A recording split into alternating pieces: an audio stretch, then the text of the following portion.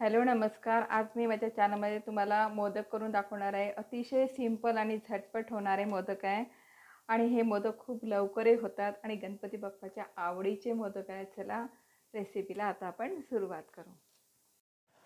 10 दिवस गणपतीला वेगवेगळे मोदक लागतात, म्हणून आज मी तुम्हाला अतिशय झटपट आणि पटकन होणारे असे नरम असे आज मोदक करून दाखवणार आहे आणि खूप सुंदर लागतात खायला. आणि त्याच्यासाठी आपल्याला कोणते साहित्य घ्यायचे आहे ते तुम्हाला डिटेल्स व्हिडिओमध्ये सांगणार आहे. आता इथे मी छोटी एक वाटी बेसन घेतलेलं आहे. बेसन तुम्ही कोणतंही घ्या, ते आपल्याला गाळून घ्यायचं आहे. त्यामधल्या पूर्ण गुठळ्या आपण काढून टाकायच्या, म्हणून आपल्याला गाळून घ्यायचं आहे. आता बेसन आपलं छान गाळून झालेलं आहे आणि त्याचं ते बारीक कण असं ते फेकून द्यायचं. बघा असं सॉफ्ट असं बेसन झालं आहे. आता आपल्याला कढई घ्यायची आहे. कढईमध्येच आपल्याला छान भाजायचं आहे. आता त्यामध्ये आपल्याला तूप टाकायचं आहे. तूप अंदाजे 2 चम्मच तुम्ही टाका आणि नंतर आपल्याला त्यामध्ये बेसन टाकायचं आहे. जसं आपल्याला तूप लागेल तसं आपण नंतर त्यामध्ये तूप टाकू आणि मध्यम आचेवरच आपल्याला बेसन होऊ द्यायचं आहे. बेसन भाजण्याच्या वेळेस थोड्याशा गुठळ्या होतात, पण त्या आपण फोडून घ्यायच्या आणि नंतर ॲटोमॅटिकच ते सॉफ्ट होते. परंतु मध्यम आचेवरच आपल्याला छान खमंग असं भाजून घ्यायचं आहे. जोपर्यंत त्याचा कलर असा चेंज होत नाही तोपर्यंत आपल्याला भाजायचं आहे.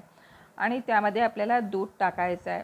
दूध आपल्याला थंड दूध टाकायचं आहे, गरम दूध टाकायचं नाही आहे. आणि पूर्ण दूध आपल्याला आटून घ्यायचं आहे. दूध आटल्यानंतरच त्यामध्ये आपल्याला साखर घ्यायची आहे. आता मी फक्त अर्धी वाटी घेतलेली आहे. 1 वाटी बेसन, अर्धी वाटी साखर घ्यायची आपल्याला.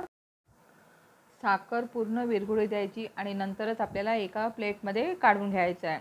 प्लेटमध्ये काढल्यानंतर त्याला थोडं थंड होऊ द्यायचं आणि नंतरच आपल्याला मोदक वळून घ्यायचे आहे. आता थंड करायला ठेवलेला आहे. मोदकचा जो साचा असतो आपल्याकडे, त्यामध्ये आपल्याला थोडंसं तुपाचं बोट लावून घ्यायचं दोन्ही साईडनी आणि थोडासा गोळा घ्यायचा. पण त्याआधी आपण एखादं ड्रायफ्रूट टाकायचं. जो तुमच्या आवडीचा असेल तो तुम्ही त्यामध्ये ड्रायफ्रूट टाकू शकता किंवा नाही टाकलं तरी चालेल. आणि दोन्ही बाजूने चांगलं प्रेस करून घ्यायचं आणि साचा बंद करून घ्यायचा. नंतर आपल्याला तो काढून घ्यायचा, हलक्या हाताने काढून घ्यायचा. बघा किती सुंदर आणि छान असा आपला मोदक झालेला आहे. अशाच पद्धतीने मी तुम्हाला दुसरासुद्धा मोदक त्याच पद्धतीने करून दाखवत आहे. किंवा तुमच्याकडे दुसरा कोणता साचा असेल तर त्यानेसुद्धा तुम्ही करू शकता. परंतु साच्याने जर काढलं तर काय होते, डिझाईनसुद्धा छान दिसते आणि एकसारखे आपल्याला मोदक दिसतात. बघा आपले असे बढिया आणि सुंदर मोदक झालेले आहे. पेढ्यासारखे मोदक झालेले आहे. फक्त आपण 1 वाटी बेसनाचे मोदक केलेले आहे आणि 1 वाटी बेसनाचे मोदक 11 होतात. तुम्हाला जास्त करायचे असेल तर तुम्ही जास्त त्यामध्ये बेसन घेऊन तुम्ही अशा पद्धतीचे मोदक करू शकता.